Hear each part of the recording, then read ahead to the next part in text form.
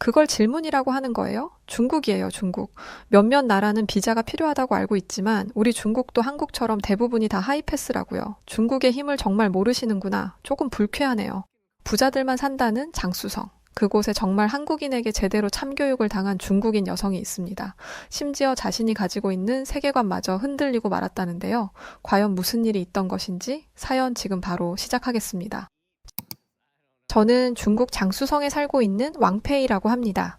전 제가 중국에서 태어난 것을 정말 축복이라 생각하며 살았던 사람이었어요.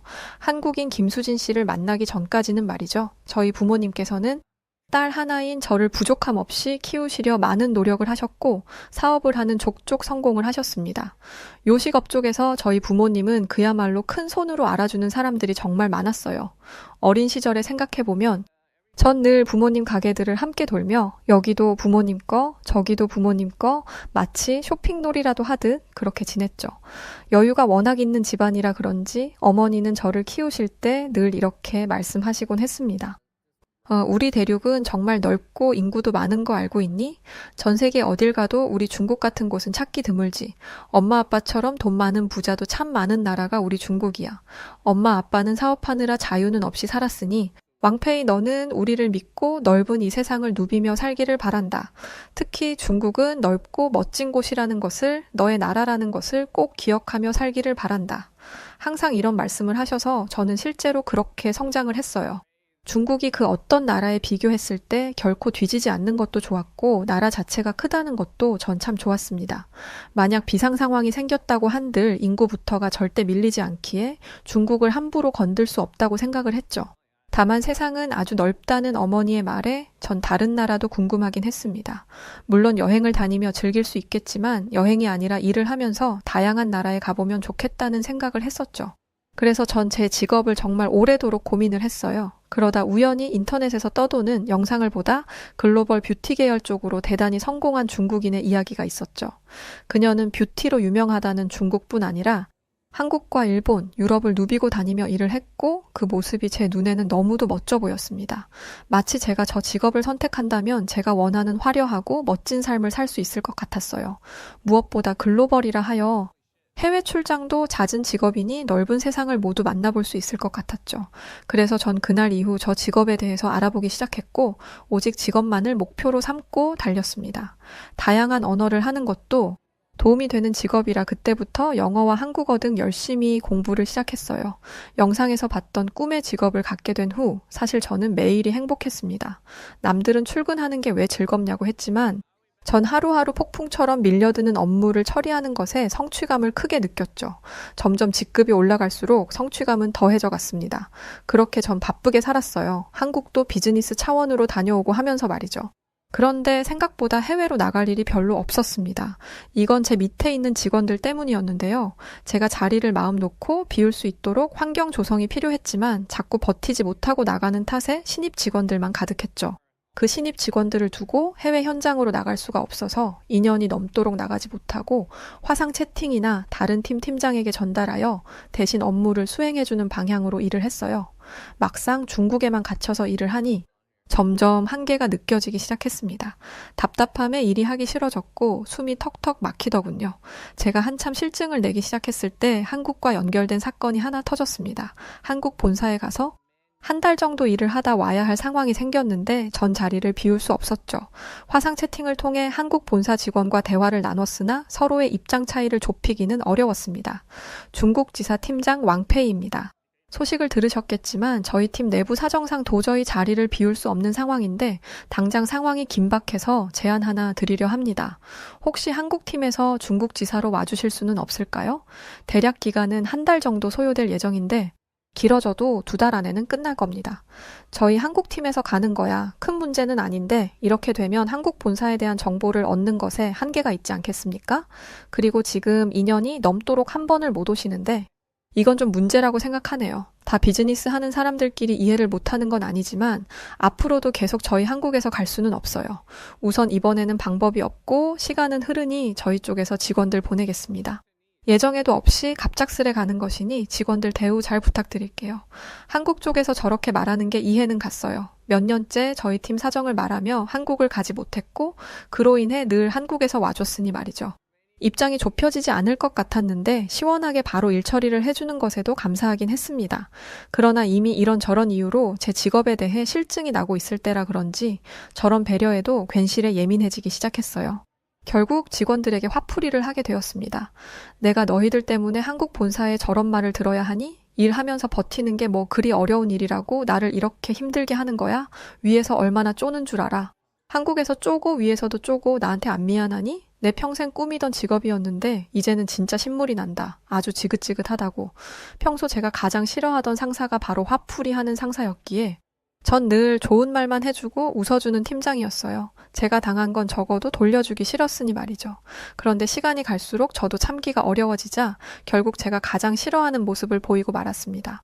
이제는 정말 끝이 났다고 생각했죠. 차라리 부모님 사업을 물려받을까? 이제 더는 여기서 버틸 수 없을 것 같은데 그럼 내가 할 수 있는 게 사업 말고는 없겠지.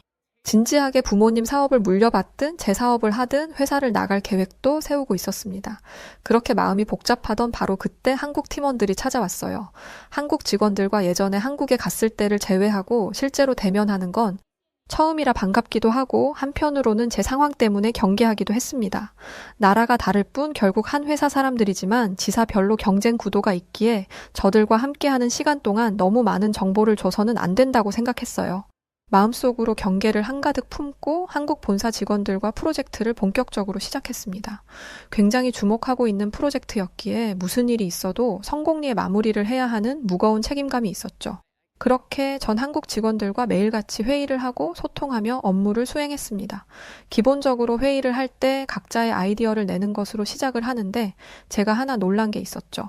보통 중국에서는 회의를 진행하고 나면 바로 이거다 싶은 아이디어가 단번에 나오기가 쉽지 않습니다. 몇 번의 회의를 한 끝에서야 나오곤 하죠. 그런데 한국 직원들과 함께한 첫 회의부터 결과는 놀라웠어요. 한국 직원들은 정말 세련되고 감각적이었고 트렌드에 민감한 뷰티 분야에서 트렌드를 그야말로 앞장서고 있었습니다.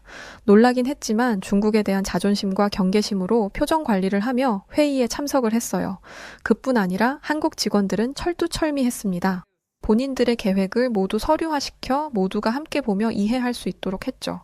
짧은 회의 시간을 최대한으로 활용하는 그들의 모습에 많이 놀라곤 했어요. 효율을 최고로 본다는 한국 직원들의 말처럼 효율적인 시간 분배와 아이디어 채택 속도까지 여러모로 많이 놀랐습니다. 첫 회의에서 무려 2가지의 아이디어가 선택되었고 바로 이어 업무로 변화시키는 한국 직원들의 모습에도 놀랐어요. 그들은 바로바로 역할을 나눠서 체계적으로 일 처리를 하기 시작했습니다. 한국 사람들의 성향 중에 뭐든 빠르게 해결하는 것이 있죠. 저도 들어서 알았는데 주변에서는 너무 사람들이 급하다면서 단점이라 얘기를 했어요. 그런데 제가 직접 겪어보니 이건 단점이 아니라 정말 큰 장점이라 생각을 했습니다. 한국인들은 급한 게 아니라 빠릿하게 일 처리를 하기 시작했죠. 저희 중국에서는 절대 볼 수 없는 속도였습니다. 중국도 답답한 걸 싫어하고 빠릿하게 움직이는 걸 좋아하지만 빠릿보다는 급함에 가까워요. 그렇다 보니 실수를 연발하기도 하고 원하는 성과를 제대로 내지 못하는 경우가 많습니다. 전 한국 직원들에 대한 마음이 긍정적이지는 않았지만 그들이 일하는 모습을 보며 점점 긍정으로 기울었던 것 같아요. 속안에서 티를 내지는 않았지만 말이죠. 그들의 성과는 대단했습니다. 2주는 걸리겠지 싶었던 일을 무려 4일 만에 모두 끝을 냈고 그 다음을 바라보고 있었죠. 그들이 협조해준 덕에 더 좋은 성과를 냈고 비로소 제 일에 대한 성취감을 다시금 맛보게 되었습니다. 급했던 프로젝트를 어느 정도 마치고 나니 여유가 생겼어요. 그래서 한국 직원들은 중국을 알아보기 시작했죠. 여기 주변에 제일 맛있는 맛집이 어디예요? 맛집도 궁금하고 꼭 가봐야 하는 곳이나 그런 곳 있으면 알려주세요. 며칠 내내 야근하느라 제대로 잠도 못 잤지만 이제 시간적 여유가 생겨서 퇴근하고 여행하듯 다녀보려고요. 한국 직원 중 유일하게 자꾸 궁금해지던 여직원 김수진 씨는 제게 먼저 말을 했어요. 저 질문을 듣고 전 왠지 모르게 수진 씨에게 중국이 어떤 곳인지 또 맛집이 어딘지를 모두 알려주고 싶었습니다. 그래서 전 수진 씨에게 조심스럽게 손을 내밀었어요. 그러지 말고 퇴근하고 저랑 같이 가볼래요? 들어보니 다른 직원분들은 쉰다고 하는 것 같은데 혼자 다니는 것보다는 둘이 다니는 게 좋지 않겠어요? 정말요? 같이 가주시면 너무 좋죠. 현지인과 함께하는 중국이라면 완전 성공적이겠는데요? 그렇게 어느 날부터인가 수진 씨와 저는 퇴근 후 혹은 주말에는 항상 중국을 탐험하며 시간을 보냈습니다. 그렇게 자연스럽게 중식과 문화 등을 알려주기 시작했어요. 수진 씨가 참 좋았던 점은 제가 뭔가를 알려주려 하면 듣는 태도가 정말 좋았습니다. 굉장히 경청하는 자세와 공감해주는 말투, 그리고 호기심 가득 어린 표정까지 알려줄 맛이 났어요. 제가 한동안은 중국에 대해서 알려줬다면 반대로 수진 씨는 제게 한국에 대해서 알려줬습니다. 사실 인정하고 싶지 않지만 뷰티 쪽에서도 중국보다 한국이 우위에 있다는 것은 알아요. 그러나 중국 시장 어디에서도 결코 인정하지 않는 분위기이죠. 한국은 특유의 멋스러움과 세련된 느낌이 강한 곳이지만 중국은 아직까지 촌티나는 특유의 분위기를 포기하지 못했거든요. 전 이게 싫어서 슬쩍 한국의 느낌을 살리려 노력하고 있었는데 나라 전체의 분위기라 그런지 쉽게 받아들이지 못하는 중국인들이 답답했습니다. 제가 봐도 참 촌티나는 화장인데 그걸 아름답다라고 표현하니 말이죠. 전 한국의 문화, 한식 얘기를 들었을 때 흥미롭긴 했지만 트렌드를 알게 된 것이 가장 재밌고 좋았어요. 한국인들 대부분은 본인의 얼굴에 메이크업 하는 스타일이 정해져 있다고 했죠. 또 요즘은 유튜브를 통해 전문가들의 영상을 보고 본인에게 알맞은 스타일을 찾아 메이크업을 하다 보니 반전문가 수준의 실력도 보인다고 했어요. 제가 한국인들에게 놀란 것, 그리고 궁금했던 것 중 하나가 바로 셀프 메이크업을 전문가 수준으로 하는 것이었죠. 서로 각자의 나라에 대한 장점을 늘어놓던 중 수진 씨는 제게 한국 여권에 대한 자랑을 늘어놓기 시작했어요. 제가 우리나라를 좋아하는 것 중 하나인데 바로 여권이에요. 한국 여권은 그야말로 하이패스급이라 어떤 나라를 가든 거의 비자 없이 바로 들어갈 수 있어요. 이번에 중국 올 때도 별다른 절차 없이 바로 통과했거든요. 그래서 전 해외 나갈 때 한국 여권을 내밀 때면 정말 대한민국 국민인 게 엄청 자랑스럽게 느껴지더라고요. 실제로 한국 사람들은 여행 후 집에 잘 돌아가는 걸로도 유명한 거 아세요? 언제든 쉽게 나갈 수 있으니 해외에서 불법으로 머물지를 않거든요. 이런 이유들로 타국에서도 한국에 대한 신뢰도가 아주 높다는 게 정말 뿌듯해요. 수진 씨의 말을 들어보니 한국 여권의 힘은 대단하긴 했습니다.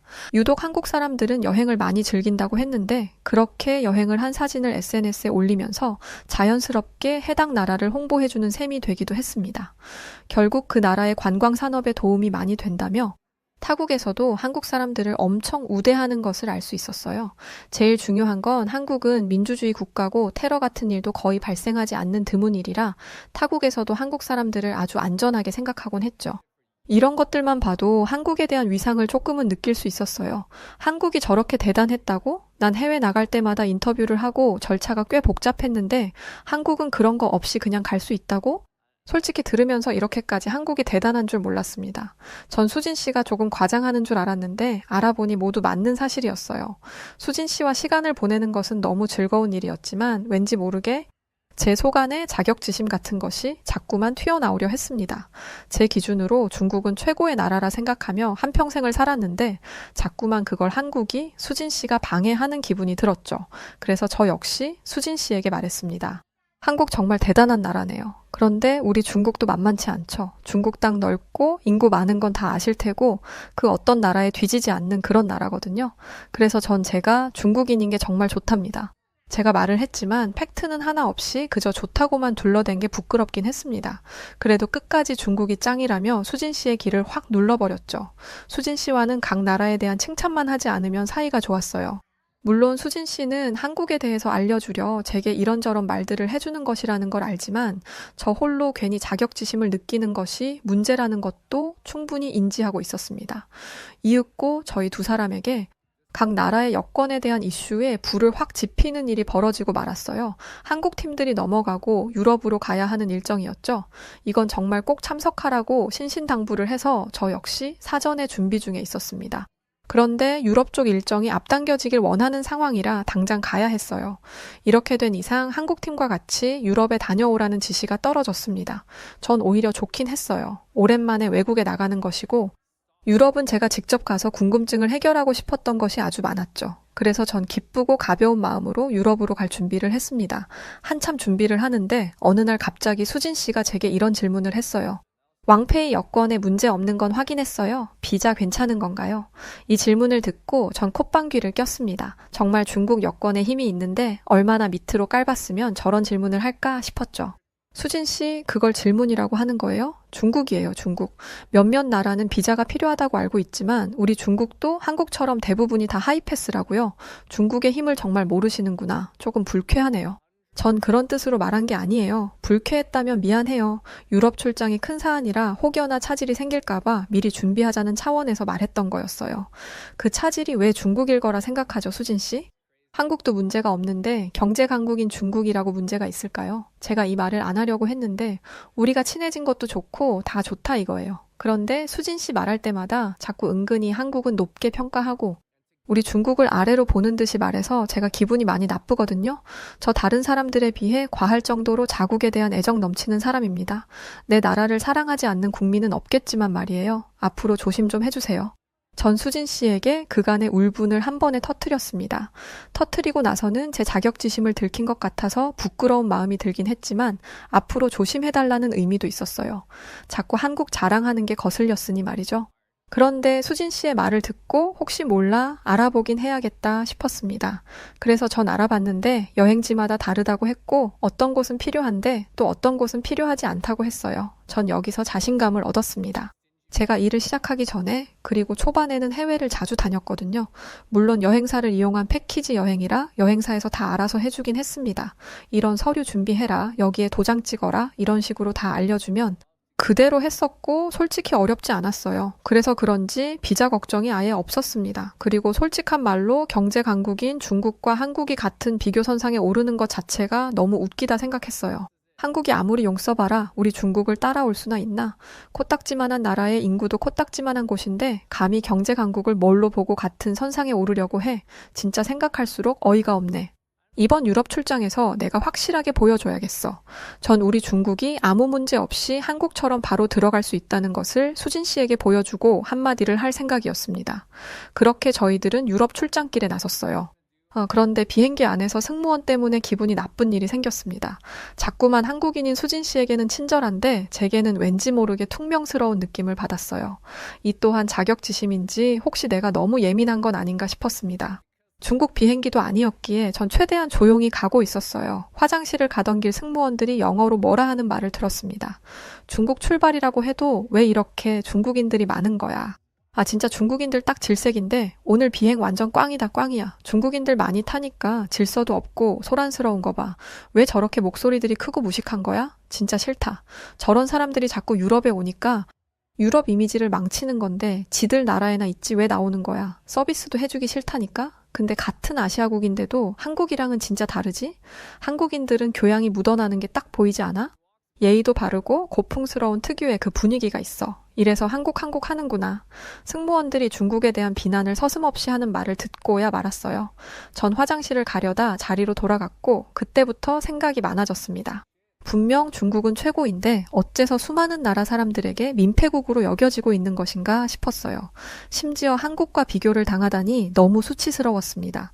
승무원들에게 당장이라도 따지고 싶었지만 솔직히 부끄러워서 아무 말도 못했어요. 전 비행시간 내에 제공되는 어떤 서비스도 받지 않고 그냥 조용히 자는 척을 하며 유럽에 도착했습니다. 이미 기분이 상할 만큼 상한 상황이라 빨리 숙소로 가서 쉬고 싶었죠. 문득 비자 정말 괜찮겠지라는 생각이 잠깐 스쳤지만 여태껏 해외 나가며 문제된 적이 한 번도 없었고 한국이 괜찮으면 더 큰 중국도 문제 없을 거라 생각했습니다. 그렇게 입국 심사대에서 대기를 하다 한국 직원이 먼저 여권을 내밀고 심사를 받았어요. 한국 여권을 내밀자 거의 3초 만에 바로 도장을 찍고 통과를 시켜줬습니다. 솔직히 너무 빠른 심사 탓에 많이 놀라긴 했어요. 저건 거의 한국 여권만 보고 통과를 시켰다고 해도 과언이 아니었죠. 이어 한국 직원은 안쪽에서 저를 기다렸고 제 차례가 왔습니다. 저 역시 똑같이 바로 통과할 거라 믿었던 큰 착각이 불러온 비극이 벌어지고야 말았어요. 앞에 수진 씨가 한 것처럼 똑같이 여권을 내밀었습니다. 그런데 도장을 바로 찍어주지 않고 저를 쳐다보더니 물었죠. 왕페이 비자 있나요? 네, 비자요? 저 중국인인데 비자가 왜 필요하죠? 중국인이니까 비자가 필요하죠. 중국인은 비자 없으면 못 들어갑니다. 전 정말 당황했습니다. 한국인 수진 씨는 바로 들어갔는데 어째서 저만 못 들어가는 건지 너무 당황스러워 말이 나오지도 않았어요. 수진 씨도 안쪽에서 무슨 일이냐며 많이 놀란 눈치였습니다. 우선 이 비자 문제를 해결해야 한다고 생각을 해서 저는 다시금 물었어요. 네, 알겠어요. 무슨 말인지 알겠어요. 중국인은 비자가 필요하다는 거잖아요? 그럼 공항에서 조치를 해주세요. 비자만 있으면 들어갈 수 있다면서요. 아니요. 비자 없으면 입국 자체가 불가능하니 다음 비행기로 귀국하세요. 공항에서 비자 신청하는 거 중국인은 어렵습니다. 불가능해요. 돌아가세요. 여기서 더 행동 취하면 조치하겠습니다. 전 여행 목적도 아니고 비즈니스 때문에 온 거거든요. 며칠만 있다가 갈 건데 왜 못 들어가는데요? 도대체 왜요? 마지막 경고입니다. 돌아가세요. 순간적으로 패닉 상태에 빠지고 말았어요. 심사관과 무슨 말을 더 하고 싶어도 너무 단호한 그의 태도에 말을 이어갈 수도 없었습니다. 끝까지 돌아가라는 말과 방법이 없다는 말만 되풀이할 뿐이었어요. 머리가 터질 것 같고 눈앞이 하얗게 보였습니다. 그래도 방법을 찾아야 한다는 생각이 알아보는데 이제야 보이더군요. 중국 여권 소지자는 사전에 비자 신청을 해야 하고 입국 허가를 해줄 수 있는 방법이 지금은 하나도 없다는 사실을 알았습니다. 그야말로 미칠 것 같았습니다. 회사에 면목이 없어서 어떻게 해야 하나 싶었어요. 팀장급이나 되는 사람이 유럽 출장을 가면서 비자 하나 준비를 못해서 못 간다고 하면 무슨 말이 돌까 싶었습니다. 심지어 유럽 쪽 바이어들과 중요한 미팅까지 잡아둔 상황이니 말이죠. 제가 너무 들어오지 않자 수진 씨는 제게 전화를 걸었어요. 왕페이 도대체 왜 이렇게 안 들어오는 거예요? 혹시 입국 심사대에서 무슨 문제라도 생겼어요? 저한테 말을 해줘요. 수진 씨, 나 어쩌죠? 중국은 비자가 필요하다는데 전 비자가 당연히 없어도 괜찮을 줄 알고 그냥 왔거든요. 한국처럼 그냥 들어갈 수 있을 거라 생각을 했는데 어쩌죠? 지금 여기서 비자 신청도 어렵다고 하고 다음 비행기로 귀국하라고만 하는데 미치겠어요. 이게 무슨 말이에요? 왕페이 비자 신청을 안 했어요. 제가 그때 확인해 보시라고 말했던 건데 유럽 비자 없이 입국할 수 있는 나라가 몇 없어요. 왕페이. 저는 한국을 자랑하려고 말했다기보다 우리 업무에 차질이 생길까 봐 말했던 건데 이건 뭐 방법이 없네요. 수진 씨 역시 화가 났을 겁니다. 비즈니스 파트너로 함께 온 건데 제가 입국을 못하게 되면서 생기는 수많은 문제들을 홀로 책임져야 하니 말이죠. 고작 비자 하나로 제게 이런 큰 문제가 생길 줄은 상상도 못했습니다. 그렇게 전화를 끊고 정신을 차리고 주위를 둘러보니 저와 같은 사람들이 생각보다 많았어요.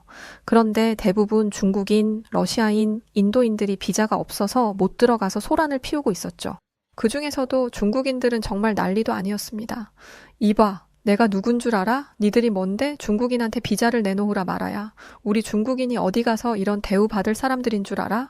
내가 어이가 없어서 말이 안 나오네. 너보다 윗사람 불러와. 난 너 같은 일개 직원이랑은 말도 안 섞는 사람이야 알아?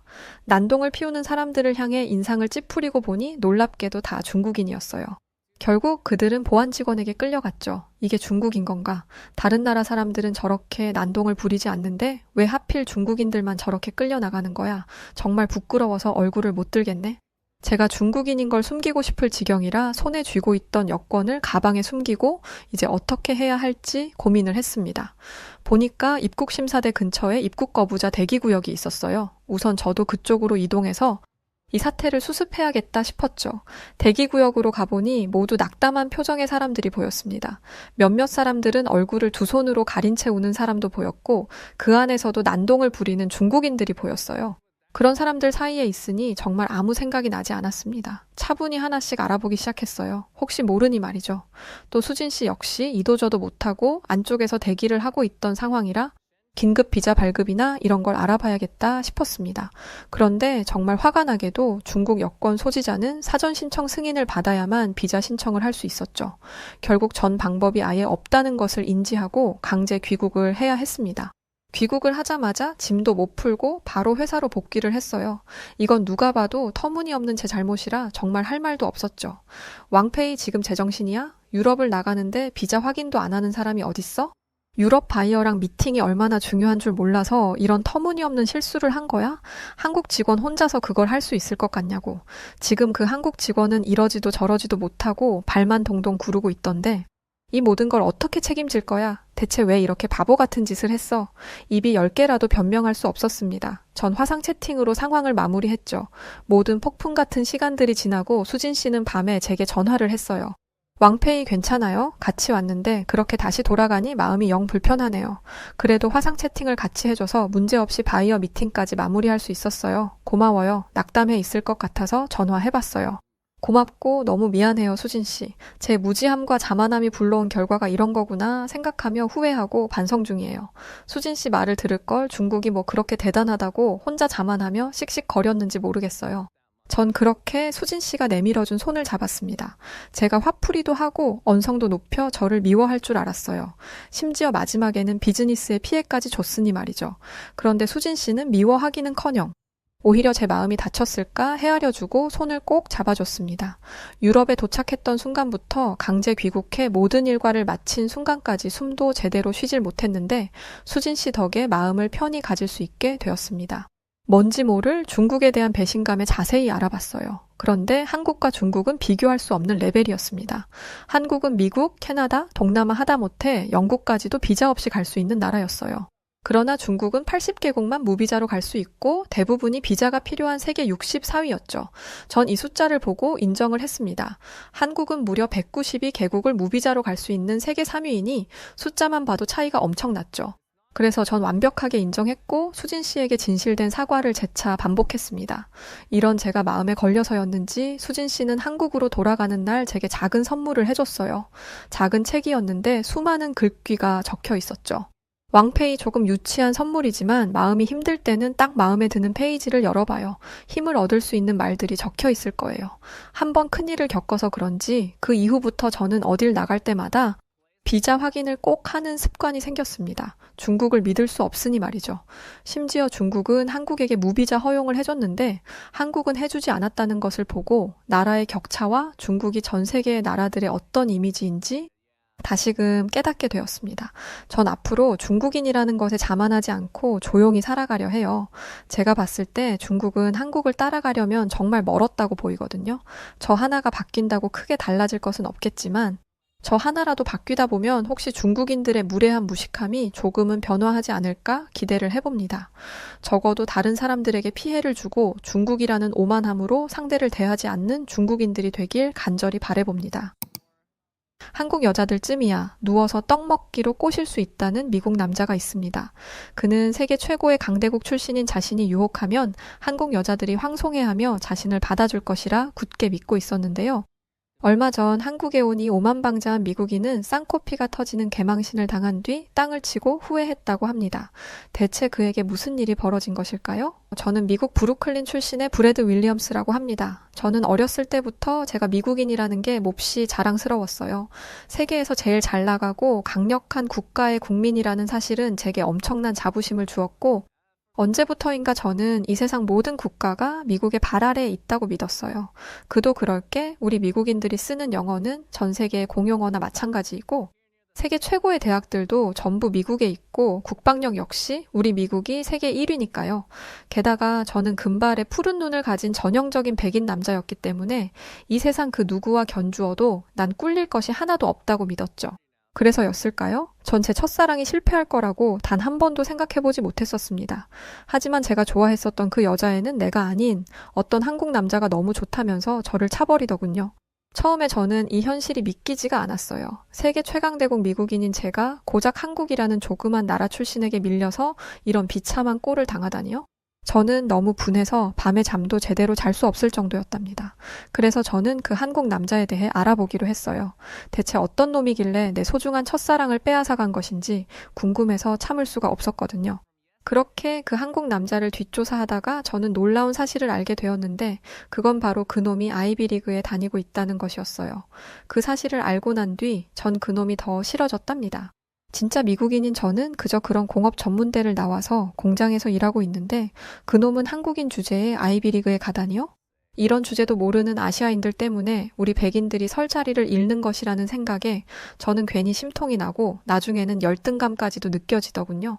이런 건 태어나서 처음 느껴보는 감정이었어요. 위대한 미국인인 내가 고작 한국인 녀석에게 이런 패배감을 느끼다니 이건 말도 안 되는 것이었고 저는 어떻게든 이 열등감을 해소해야만 했어요. 어떻게 하면 좋을까 고민하던 저는 제가 당한 그대로 돌려줘야겠다는 생각을 하게 되었답니다. 한국 남자가 제 아름답고 소중한 첫사랑을 빼앗아 갔으니 저도 한국에 가서 한국 여자를 유혹하는 것이 공평한 것이잖아요? 게다가 저는 세계 1위 국가, 미국의 시민이니 한국 여자를 꼬시는 일쯤이야 아주 가볍고 쉬운 일이라고 생각했습니다. 왜냐하면 한국 같은 3급 국가 사람들은 평생 저 같은 선진국 국민을 동경하고 부러워했을 테니까요. 그렇게 저는 한국의 일자리를 알아보기 시작했어요. 그런데 제가 한국행을 준비하는 것을 알게 된 저희 부모님이 이왕 아시아에 갈 거라면 한국이 아닌 일본에 가는 게 어떠냐고 하시더군요. TV에서 보면 일본인들이 아주 예의 바르고 상냥해 보인다면서 말이죠. 물론 저는 부모님의 제안을 거절했습니다. 저는 한국에 가서 한국 여자를 유혹해야 했으니까요. 하지만 저희 부모님은 계속해서 저를 설득하셨죠. 일본은 오랫동안 경제 대국이었으니 일하기에도 좋을 거고 무엇보다 한국은 북한이라는 위험 부담이 큰 국가이니 피하는 게 좋지 않겠니? 부모님의 설득은 며칠 동안 계속되었고 결국 저는 한국이 아닌 일본으로 가기로 했답니다. 솔직히 태어나서 지금까지 미국 밖으로 나가본 적도 없고 아시아의 역사에 대해 제대로 공부해본 적도 없는 저한테는 한국 여자나 일본 여자나 별 차이 없는 다 같은 동양인이라는 생각도 있었거든요. 그렇게 저는 별 생각 없이 일본행 비행기 티켓을 끊었고 며칠 뒤 드디어 일본의 오사카에 도착하게 되었죠. 저는 일본의 한 영어 학원에 원어민 강사로 취업을 했는데 예상대로 일본인 동료들은 저에게 호의적으로 대해주었어요. 일본인들은 특유의 간드러지는 목소리로 언제나 밝게 웃으며 제게 먼저 인사를 건넸죠. 또 일본인들은 어디를 가든 사뿐사뿐 조용히 다니고 매너도 잘 지켰어요. 그들은 지나치게 자유로운 면이 있는 미국인들과는 확연하게 달랐죠. 저는 천사처럼 상냥한 일본인들을 보며 부모님 말씀을 듣고 일본에 오기를 참 잘했다고 생각했어요. 그런데 본격적으로 일본에서 일을 시작하게 되자 저는 제 선택이 잘못되었다는 것을 깨닫게 되었답니다. 일본인들은 천사 같은 얼굴을 하고 등 뒤에는 칼을 숨긴 음흉하고 무서운 인간들이었어요. 그 사실을 처음 알게 된 것은 학원 회식 자리에서였죠. 저는 일본인 동료들과 야키니쿠 집에 갔는데 그 자리의 분위기가 참으로 요상하더군요. 우선 제일 나이가 많은 남자 직원이 가장 상석에 앉고 그 양옆에 젊은 여직원들이 앉아서 그에게 술을 따라주거나 고기를 구워주는 등 그의 시중을 들어주었어요. 만약 이런 일이 미국에서 벌어진다면 당장 고소를 당할 일인데 일본인 동료들은 이 상황이 전혀 이상하지 않다는 듯 당연하게 받아들이더군요. 어안이 벙벙해진 저는 옆자리에 앉은 일본인 여자 동료에게 이런 일이 자주 일어나냐고 물었죠. 그러자 그 여자 동료의 입에서는 충격적인 말이 쏟아져 나오기 시작했습니다. 그녀는 주변을 살피더니 작은 목소리로 조심스럽게 이렇게 말했어요. 미국이랑 일본은 문화가 달라요. 일본 사람들은 여자가 남자를 섬기고 받들어 모시는 것이 당연하다고 생각하거든요. 만약에 그걸 거부하면 여성스럽지 못하다며 사회에서 비난받기 때문에 일본 여성들은 자의적으로든 타의적으로든 남자들에게 순종적으로 굴어야 해요. 그러면서 그녀는 일본에는 여자력이라는 문화가 유행 중이라고 했어요. 아니, 유행을 넘어 열풍을 일으키고 있다고 했죠. 여자력은 여자로서 얼마나 예쁘게 보여지는가를 나타내는 수치고 다른 말로는 남자에게 어떻게 보여지는가를 나타내는 말이라고 해요. 여자력이 높은 여성일수록 남자들에게 폭발적인 인기를 누리기 때문에 일본 여성들은 너나 할 것 없이 여자력을 높이기 위해 혈안이 되어 있다고 합니다. 심지어 일본 서점에 가면 여자력 개발서가 한 벽면을 가득 채우고 있을 정도라고 하더군요. 그 말을 들은 저는 등골이 오싹해지며 온몸에 소름이 돋았어요. 모든 여자들이 남자들에게 사랑받기 위해 혈안이 되어 있는 국가라니 그게 제정신인가요? 물론 저도 불순한 의도를 가지고 일본에 오기는 했지만 이런 덜 떨어진 여자들을 유혹하고 싶지는 않더군요. 주인에게 사랑받기 위해 꼬리치는 애완동물들도 아니고 현대 사회를 살아가는 인간들이 어떻게 그런 사고방식을 가지고 있는지 저는 도무지 이해가 되지 않았습니다. 그래서 저는 이렇게 말했죠. 일본의 여성 인권은 정말 최악이군요. 만약에 미국 여자들에게 남자들에게 예뻐 보이고 싶으면 화장 좀 하고 살도 빼 라고 말하면 총에 맞을지도 몰라요. 일본 여자들은 좀 주체적인 성격을 가질 필요가 있겠네요. 제 말을 들은 일본인 동료들은 미소를 지으며 제 말에 동조해 주었어요. 어떤 동료는 브래드 말도 일리가 있어. 이제는 일본도 바뀔 때가 되었지 라며 적극적으로 제 말에 맞장구를 쳐주기도 했죠. 그 후로도 저는 일본인 동료들과 이야기 꽃을 피우며 회식을 잘 마무리했습니다. 아니, 적어도 저는 그렇게 믿었어요. 그런데 그 다음날 출근을 하자 일본인 동료들의 태도가 어딘지 미묘하게 달라져 있었습니다. 일본인들은 자기들끼리 재미있게 이야기를 하다가도 저만 가까이 다가가면 아무 일도 없었다는 듯 입을 다물어 버리거나 제 인사를 무시하기 시작했죠. 그런 일들이 며칠씩이나 계속되었고 참다 못한 저는 인터넷으로 일본의 따돌림 문화를 검색해 보았어요. 그러자 앞에서는 웃어주어도 뒤에서는 무슨 생각을 하고 있는지 모르는 게 일본인들의 특징이라는 글이 다수 발견되더군요. 저는 그제서야 회식 자리에서 제가 일본 문화에 대해 함부로 떠든 것이 문제였다는 것을 알게 되었죠. 하지만 저는 억울하기도 하고 어이가 없기도 했어요. 그 자리에서는 분명 자기들도 웃으며 제 말에 맞장구를 쳐놓고 이렇게 뒤통수를 치다니요? 하지만 어쩌겠습니까? 일본에 왔으니 일본법에 따를 수밖에요. 다음 날 저는 일본인 동료들 앞에 고개를 숙이고 제가 했던 발언에 대해 사과를 했어요. 그러고 난 뒤에야 일본인 동료들은 저를 아는 체 해주더군요.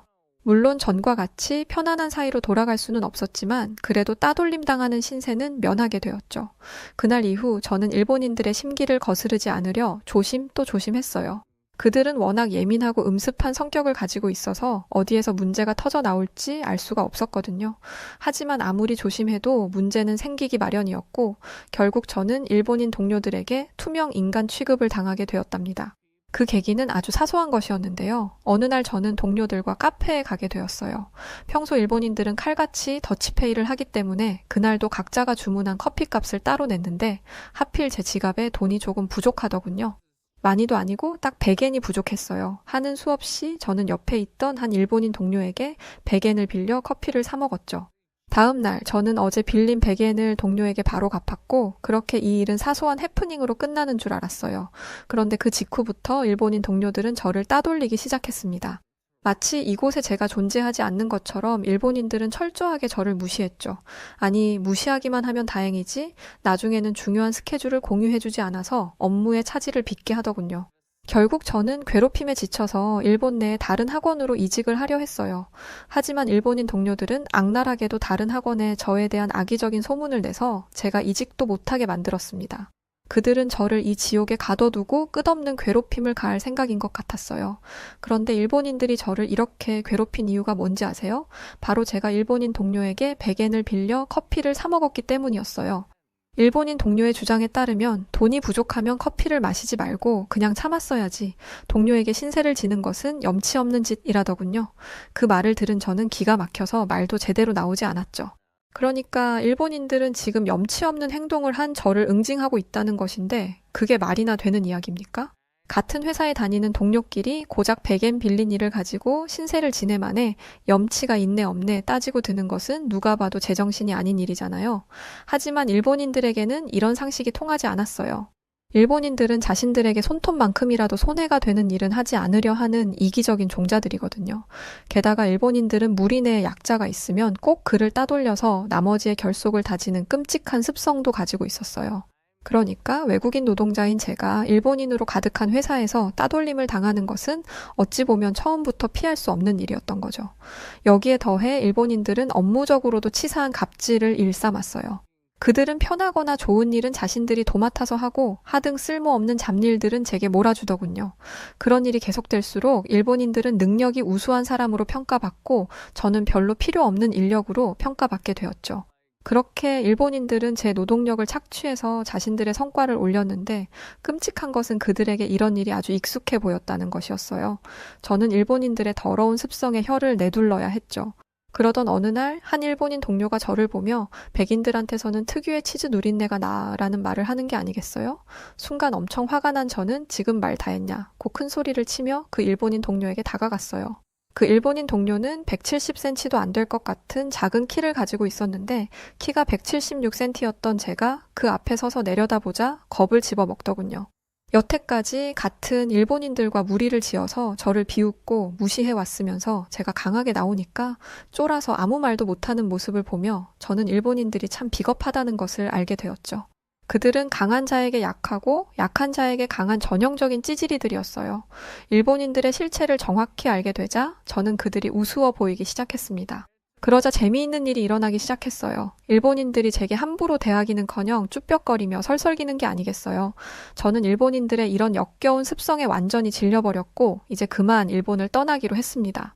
하지만 이대로 미국으로 돌아가기는 아쉬웠고 저는 원래 계획했던 대로 한국에 가보기로 했죠. 얼마 후 저는 한국 땅을 밟게 되었는데 바로 그 순간부터 놀라움의 연속이었답니다. 우선 인천공항의 직원들은 능숙하고 유창하게 영어를 사용했는데 그들의 뛰어난 영어 회화 실력의 순간 저는 제가 미국에 잘못 왔나 하는 생각까지 들 정도였죠. 사실 저는 일본에서 생활하면서 답답함을 느낄 때가 한두 번이 아니었거든요. 일본인들은 정말 기초적인 영어도 할 줄 몰라서 늘 손짓과 발짓을 섞어가며 대화를 해야 했죠. 반면에 여기 인천공항의 직원들은 자유자재로 영어를 구사하며 완벽에 가까운 서비스를 제공하고 있었어요. 한국이 캐나다나 멕시코처럼 미국과 딱 붙어있는 나라도 아닌데 한국인들은 어떻게 이렇게 영어를 잘하는 것인지 정말이지 경이로움이 느껴질 정도였답니다. 다음으로 저를 놀라게 한 것은 한국의 엄청나게 빠른 인터넷 속도였어요. 일본에서 지내면서 인터넷 속도에 딱히 불만을 가져본 적은 없었는데 그건 제가 한국의 인터넷을 몰랐기 때문이었어요. 한국의 인터넷 속도는 일본의 인터넷 속도와 비교도 안 될 정도로 빠르더군요. 검색어를 누르면 0.1초 만에 결과가 나오면 물론 동영상도 끊김없이 볼 수 있었죠. 이건 마치 신세계와도 같았어요. 미국은 세계 1위의 강대국인데도 이런 서비스를 누릴 수 없는데 한국은 이렇게나 훌륭한 인터넷을 마치 공기로 숨을 쉬듯 당연하게 이용한다는 사실에 저는 절로 배가 아파지더군요. 제 상식으로는 한국이 미국보다 뒤떨어지는 나라여야 되는데 이런 상황은 잘 이해가 되지 않아 너무 당황스러웠죠. 하지만 언제까지 넋을 놓은 채 서 있을 수는 없었기에 저는 애써 놀란 마음을 진정시키며 인천공항 밖으로 나왔어요. 인천공항 내부도 최첨단을 달리는 시설들이 가득했지만 인천공항 밖에도 훌륭한 인프라가 갖춰져 있더군요. 제일 먼저 눈에 띈 것은 빽빽하게 늘어선 고층 빌딩들이었어요. 그 화려하고 압도적인 전경은 낡고 허름한 일본의 도시와 너무 비교가 되더군요.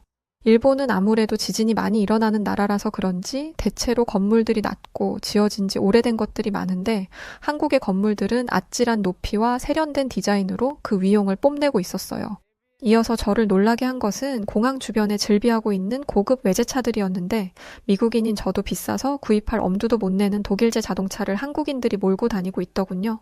저는 평생을 아시아 국가들은 미국의 발밑에 놓여 있다고 생각하며 살아온 사람인데 지금 이 모습을 보면 제 생각이 완전히 틀린 것 같아 저는 적잖이 충격을 받았답니다. 그런데 놀라움은 여기서 끝이 아니었습니다. 한국인들의 아름다운 외모는 충격 그 자체였거든요. 우선 한국인들의 피부는 눈이 부실 정도로 희고 깨끗했어요. 언뜻 보기에도 한국인들의 피부는 백인인 제 피부보다 훨씬 더 하얘 보였는데 대체 왜 제가 백인이고 한국인들이 황인이라 불리는 것인지 이해가 가지 않을 정도였죠. 특히 한국 여자들은 도자기로 빚어놓은 듯 깨끗하고 맑은 피부에 오밀조밀 예쁜 이목구비를 자랑하고 있었는데 그녀들은 꼭 인형처럼 아름다웠어요. 재미있는 것은 한국 여자들이 일본 여자들과 굉장히 다르게 생겼다는 것이었는데 대체로 땅딸막하고 하관이 툭 튀어나온 것이 특징인 일본 여자들과 다르게 한국 여자들은 매끄러운 얼굴선과 범접할 수 없이 귀티나는 분위기를 가지고 있더군요. 저는 이 사실만으로도 한국에 오길 정말 잘했다는 생각이 들었어요. 하지만 문제는 전혀 예상치 못한 곳에서 발생했답니다. 그건 바로 한국 남자들이 제 예상보다 훨씬 멋있었다는 것이었는데 한국 남자들은 대체로 저와 키가 비슷했고 심지어 저보다 키가 크기도 했어요. 이건 정말 예상하지 못했던 일이었죠. 일본 남자들은 거의 대부분 저보다 키가 작고 왜소했거든요.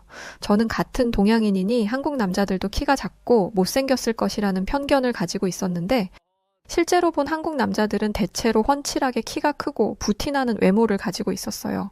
그들의 세련된 외모를 보고 있자 마음속 깊숙이 넣어두었던 한국 남자에 대한 열등감이 다시 스멀스멀 기어 나오기 시작하더군요. 저도 모르는 사이 저는 첫사랑을 빼앗겼던 굴욕을 곱씹고 있었죠. 결국 저는 언젠가 한국 여자를 유혹하고 말겠다는 철없는 결심을 다시 하게 되었답니다. 지금 생각해보면 어리석고 유치하기 짝이 없는 생각이지만 당시에 저는 악만 남은 상태였어요. 그렇게 저질스러운 생각을 하며 저는 새로운 직장으로 향했죠. 저는 한국에서도 영어 학원의 원어민 강사로 일하게 되었는데 한국인 동료들은 일본인 동료들이 처음에 그랬던 것처럼 저를 반갑게 맞이해 주었어요. 하지만 저는 이미 일본인들에게 대인 경험이 있기 때문에 한국인들에게 쉽게 마음의 문을 열지 않았죠.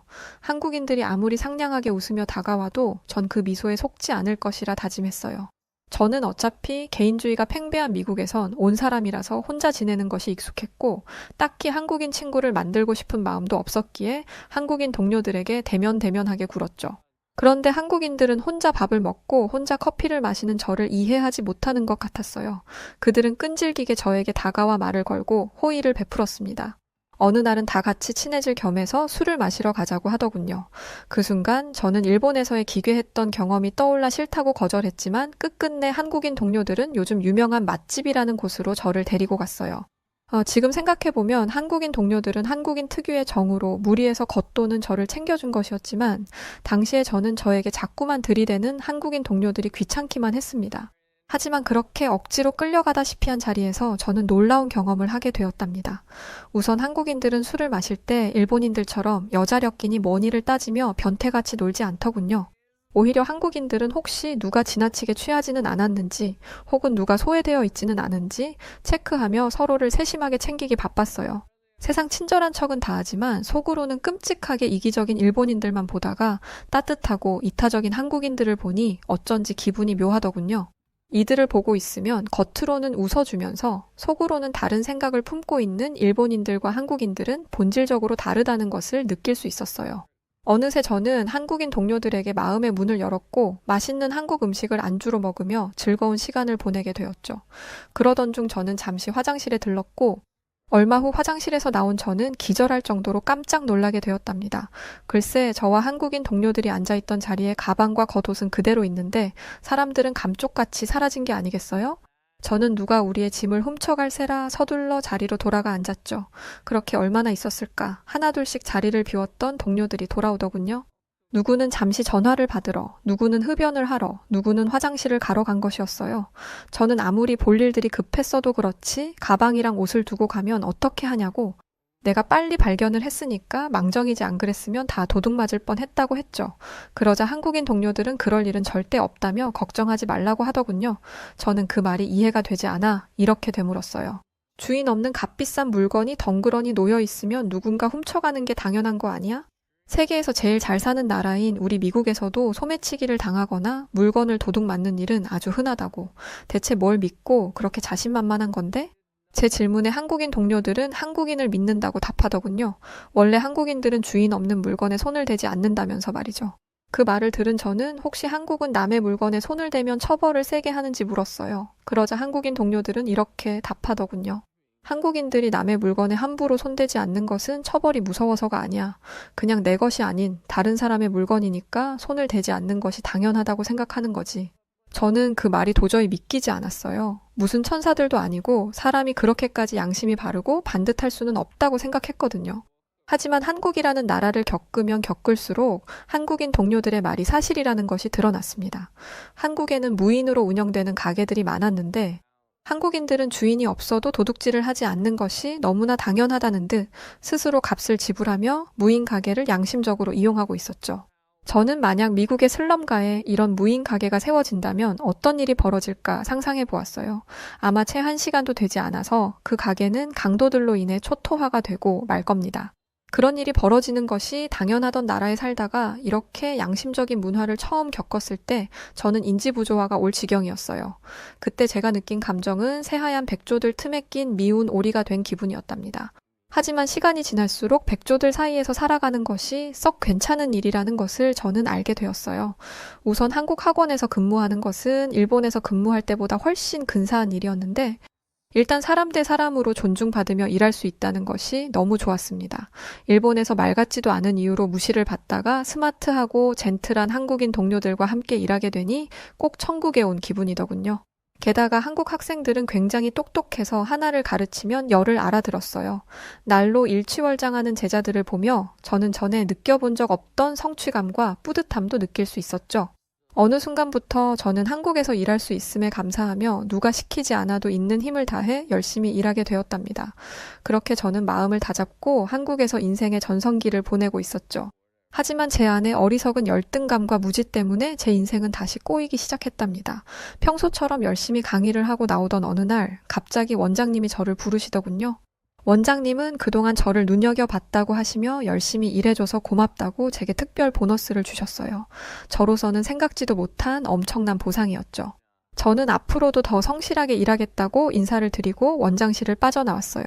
그리고는 갑자기 생긴 큰돈을 보며 무엇을 할까 고민하기 시작했죠. 그러다가 문득 저는 클럽에 가봐야겠다는 생각을 하게 되었어요. 마침 그날은 금요일이기도 했고 당시 제 안에는 아름다운 한국 여자를 유혹하고 말겠다는 욕망이 꿈틀거리고 있었거든요.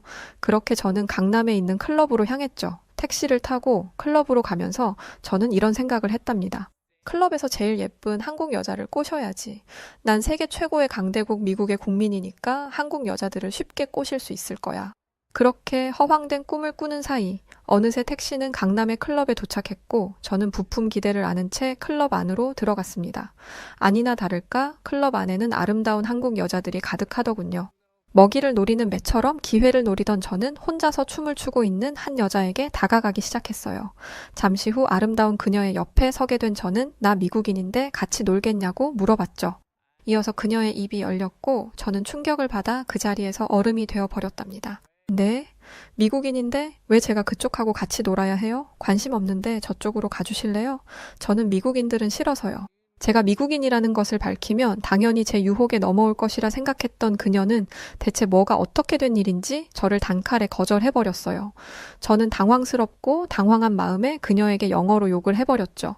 볼 것도 없으면서 괜히 튕기기는 나도 당신 같은 여자는 별로예요. 유독 영어를 잘했던 한국인들이라 그 여자도 제 말을 알아들었더군요. 그래서 맞받아치기 시작했고 결국 저희는 말싸움을 하게 되었어요. 상황이 격해지기 시작하자 주변에 있던 한국 남자 한 명이 제 팔을 잡고 진정하라며 말리더군요. 하지만 저는 이미 이성을 잃은 상태였고 제 팔을 잡은 그 한국 남자의 얼굴에 주먹을 날리고 말았습니다. 지금 생각해보면 참 어리석고 무모한 행동이었지만 당시에 저는 저보다 체격이 작은 한국인 한 명쯤이야 제가 쉽게 이길 수 있을 것이라는 생각을 하고 있었어요. 그런데 한국인을 우습게 본 것은 엄청난 실수였습니다. 저에게 맞은 그 한국 남자는 자세를 고쳐 잡더니 번개같이 빠른 속도로 발차기를 날리더군요.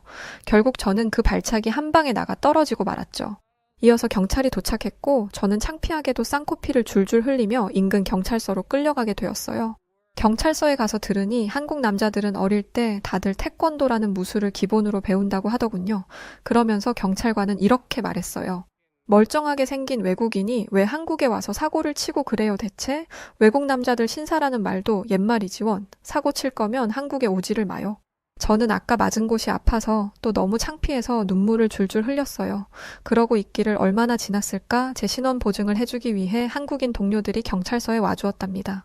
굉장히 늦은 시간이었음에도 불구하고 엉뚱한 사고를 친 동료를 위해 한 걸음에 달려와준 그들이 어찌나 고맙던지요. 동시에 저는 엄청난 죄책감을 느껴야 했어요. 이렇게 저를 위해주는 동료들의 나라에서 저는 몹쓸 사고나 쳤으니까요. 창피함과 죄책감에 고개도 들지 못하고 눈물만 흘리는 저를 대신해 제 한국인 동료들은 제가 친 사고를 수습해 주었답니다. 저는 착하고 예의 바른 한국인 동료들 덕분에 별탈 없이 이 일을 넘길 수 있었죠. 그 새벽 저는 동료들에게 다시는 이런 일 없을 거라고 단단히 약속하고 진심을 다해 감사를 전했습니다. 그날 이후 저는 건방지게 굴었던 지난 날을 반성하며 한국인들의 반듯함을 닮으려 애쓰고 있어요. 그리고 한국인 동료들은 언제나 제 곁을 지키며 모범이 되어주고 있답니다. 참을 수 없이 부끄러운 과거를 제가 다시 반복하지 않도록 말이죠. 물론 제가 한국에 와서 저지른 잘못은 지금 다시 생각해도 자다가 이불을 뻥뻥 찰 정도로 창피하고 아마 나중에 무덤에 들어갈 때까지 잊지 못할 끔찍한 기억이지만 그래도 저는 한국에 오기를 정말 잘했다고 생각합니다. 왜냐하면 저는 한국에서 저를 되돌아보고 저의 지난 날을 반성할 수 있었으니까요. 한국 여자는 눈 감고도 아주 쉽게 꼬실 수 있을 거라던 오만했던 저는 한국에 와서 아주 제대로 크게 혼나게 되었었고 왜 저의 첫사랑이 한국 남자에게 홀딱 반해 저를 차버렸던 것인지 대번에 이해하게 되었습니다. 언젠가 꼭 만날 겁니다. 최선을 다해 이를 사랑하고 주변을 배려하고 경찰분이 말했던 외국 신사라는 말이 나올 수 있게 앞으로도 환상적이고 아름다운 한국에서 매일을 감사하며 살아가도록 하겠습니다. 자, 오늘 사연은 여기까지입니다. 에고, 단단히 오해하셨네요. 한국 여성분들 노란 머리 키 큰 미국인들 별로 안 좋아하는데 말이죠. 솔직히 저도 한국 여자라서 읽으면서도 살짝 기분 나쁜 마음이 여하튼 성실함과 다정함 모두 중무장해야 한국 여성분들과 만나보실 수 있을 거예요. 우리 한국 여자들 무시하면 큰 코 다쳐요. 그럼에도 사연 보내주신 브래드 윌리엄스 씨 감사드리고요. 앞으로는 2번 다시 클럽에서 그런 추태 부리지 마세요. 자, 그럼 오늘 사연 어떻게 들으셨나요? 오늘 사연이 재미있으셨다면 구독과 좋아요 그리고 알림 설정 부탁드립니다. 그러면 지금까지 사연을 읽어드렸던 여우튜브 송은지였고요. 영상 끝까지 시청해주신 분들 모두 고맙습니다. 그리고 구독자분들 언제나 사랑합니다. 당신만의 여